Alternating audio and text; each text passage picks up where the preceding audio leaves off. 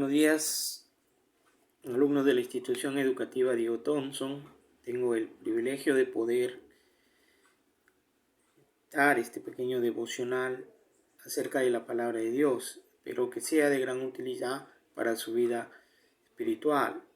Hoy quiero compartir 3 grandes mentiras que Satanás sigue poniendo en nuestro camino, especialmente en el camino de los creyentes. La gente del mundo, cuando uno quiere ser apartado, quiere consagrar su vida al Señor, quiere dar lo mejor para Él, siempre va a decir: no seas tan fanático, no seas tan religioso, no creo que Dios exija tanto en la vida de las personas. En fin, siempre van a estar oponiéndose a que nosotros podamos vivir una vida santa, agradable a Dios. No es fácil nadar contra la corriente de este mundo. Recordemos, por ejemplo, a Noé. Dice la palabra de Dios que la sociedad de Noé era una sociedad muy corrompida. Dice que todo designio del pensamiento de los hombres era de continuar al mal. Es decir, estaban desenfrenados en cuanto a hacer el mal. Había un libertinaje tremendo de esa sociedad que se había olvidado de Dios. Por eso es que Dios decide poner término a esta sociedad para levantar una nueva sociedad libre de esta corrupción. Y le pide a Noé, pues, como nosotros conocemos, que haga un arca. En el tiempo de Jeremías también tuvo que hacerle frente a una sociedad idólatra.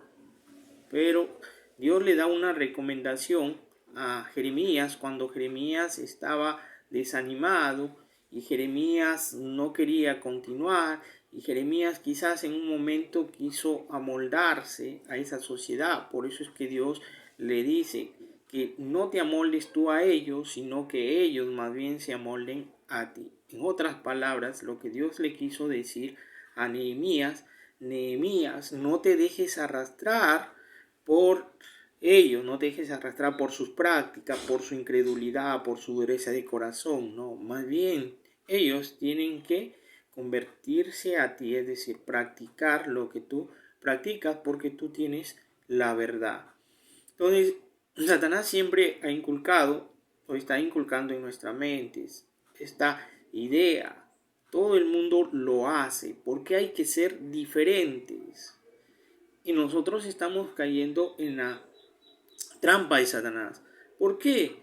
Porque a veces, por ejemplo, dentro de las mismas congregaciones nosotros estamos viendo que muchos, por ejemplo, llegan tarde.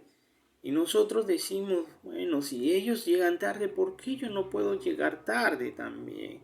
Si todo el mundo llega tarde.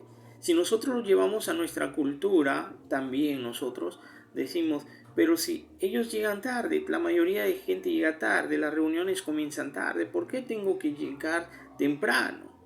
Y nos estamos amoldando a esas costumbres o esas prácticas cuando la Biblia nos dice que no debemos nosotros moldearnos o seguir la corriente de este mundo o las prácticas de este mundo. Entonces, nosotros como creyentes tenemos la responsabilidad.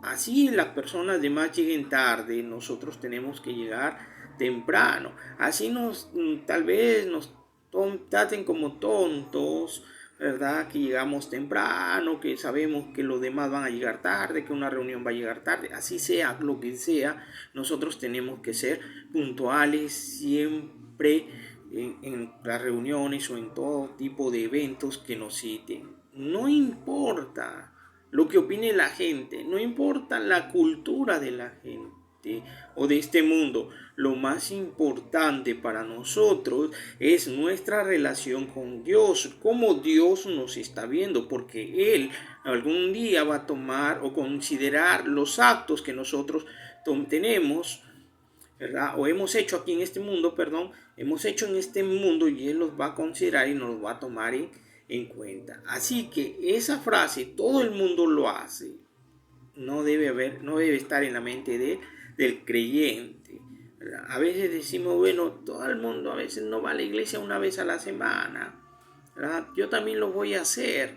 Y esa es otra de las fallas que nosotros tenemos. Esa palabra, repito, todo el mundo lo hace. Porque hay que ser diferente, no debe estar en la mente del cristiano. Nosotros hemos sido llamados para ser diferentes, vuelvo a recalcar. Entonces, si nosotros hemos sido llamados para hacer luz en medio de tanta oscuridad, entonces tenemos que dar el ejemplo. Así el mundo nos tilde de necios, de tontos. Nosotros lo importante es que obedecemos la voz del Señor. La segunda mentira que Satanás ha puesto es que ¿cómo Dios nos va a perdonar a nosotros o a alguien como nosotros? Y Satanás en este sentido trata de dos cosas, de hacer pensar dos cosas en la vida de las personas. Vamos a hablar del creyente, por ejemplo. Satanás te magnifica el pecado muchas veces. ¿En qué sentido? Cuando uno va comenzando la vida cristiana, entonces si uno, por ejemplo, miente o uno quizás por ahí baila, ¿verdad? O toma un vasito de cerveza, entonces Satanás dice, no, lo que has hecho es algo muy horroroso delante de los ojos de Dios. Dios no te va a perdonar, no vas a poder seguir adelante. Mira, un cristiano como tú has pecado, así que no vas a poder continuar de esa manera, vas a seguir cayendo. Y entonces te trata de magnificar el pecado de tal manera que tú te sientas culpable y que no puedas acudir a pedirle perdón a nuestro Señor Jesucristo. Es una manera de cómo Satanás trabaja.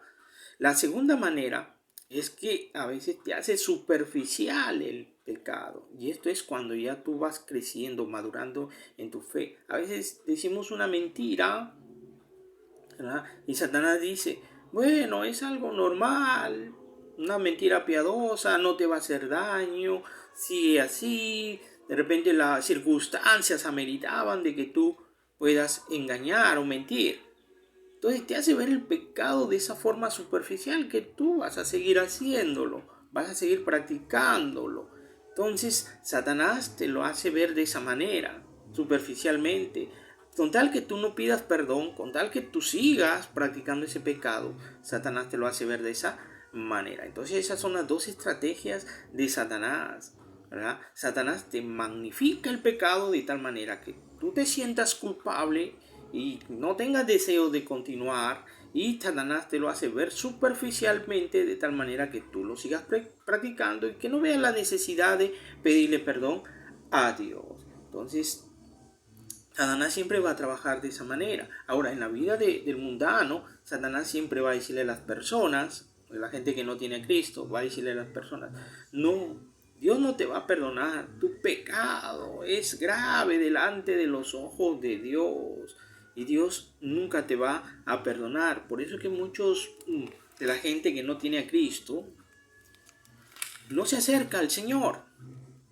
¿Por qué? Porque ellos piensan pues que Dios nunca los va a perdonar. De repente ha sido un homicida, de repente ha sido un estafador, de repente ha sido un adúltero. Y ellos dicen, no, mi pecado es muy grave delante de los ojos de Dios como para que Dios me perdone. Y eso es lo que Satanás quiere que uno crea. Pero miren lo que dice Efesios capítulo 2, versículo 7, dice, para mostrar a los siglos venideros las abundantes riquezas de su gracia en la bondad para con nosotros en Cristo Jesús. Entonces, aquí la palabra gracia para mostrar en los siglos venideros las abundantes riquezas de su gracia en su bondad. Versículo 4, aquí hay una palabra muy importante, pero Dios, que es rico en misericordia por su gran amor con que nos amó, aun estando nosotros muertos en pecado, nos dio vida juntamente con Cristo. Misericordia tiene Dios de nosotros. La misericordia de Dios es abundante para podernos alcanzar y podernos sacar de ese fango que muchos viven. Entonces la Biblia dice, Dios refiriéndose a su pueblo, ¿acaso se ha cortado mi misericordia? no se había cortado la misericordia de Dios al pueblo de Israel, a pesar de todas sus infidelidades, a pesar de ser un pueblo idólatra, a pesar de ser un pueblo que había fornicado, que había adulterado, a pesar de ser un pueblo que se había ido detrás de los Baales. Dios no se había olvidado de ese pueblo. La misericordia de Dios era muy grande. Voy a dejarlo ahí y vamos a continuar en el siguiente video.